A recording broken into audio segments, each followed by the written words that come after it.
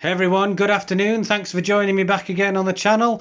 Today we're going to be looking at a Blu-ray update for the month of August of the year 2019. Going to have a quick break from the shelf by shelf updates and look at what's been purchased last month.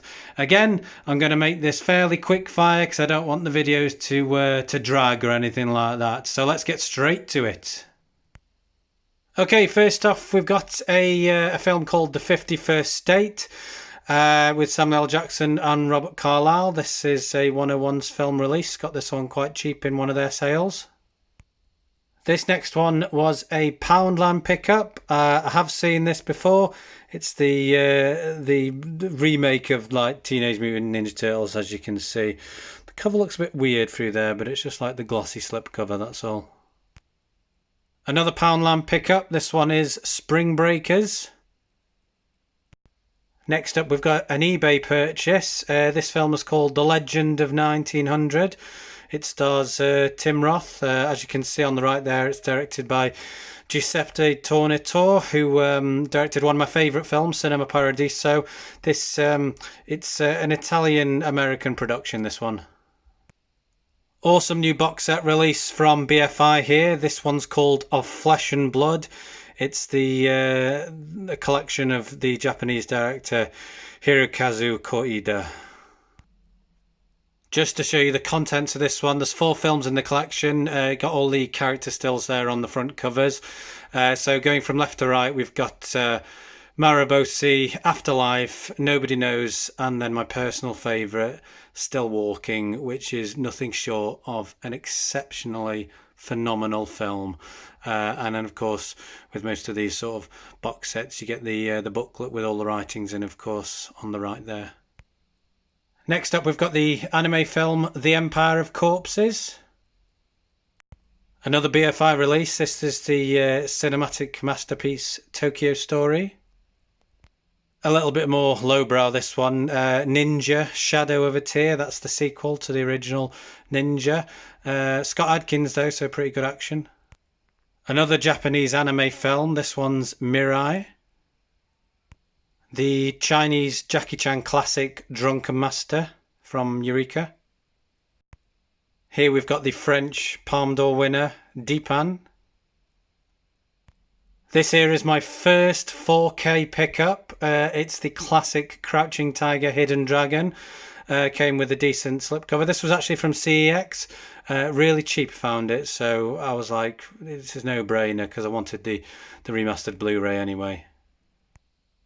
A great release from Second Run. This one is called The Cremator. Here we've got a 90s Scorsese epic, The Age of Innocence. This is the Criterion release.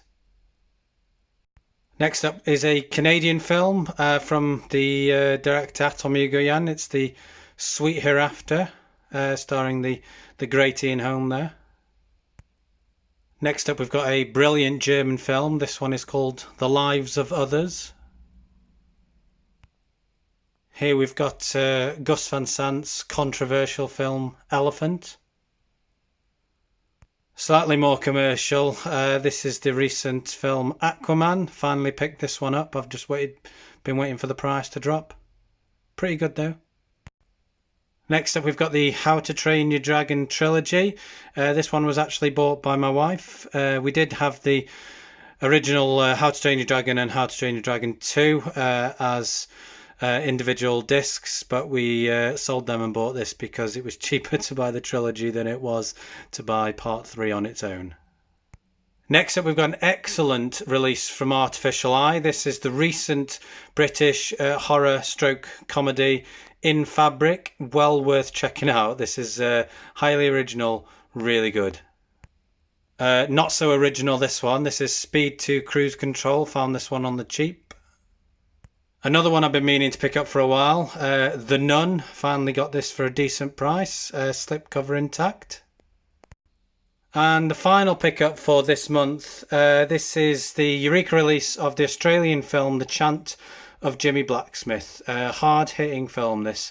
Well worth seeking out. Brilliant release, worthy of to be in the Masters of Cinema series. And that about wraps things up. So that was all the purchases made in August.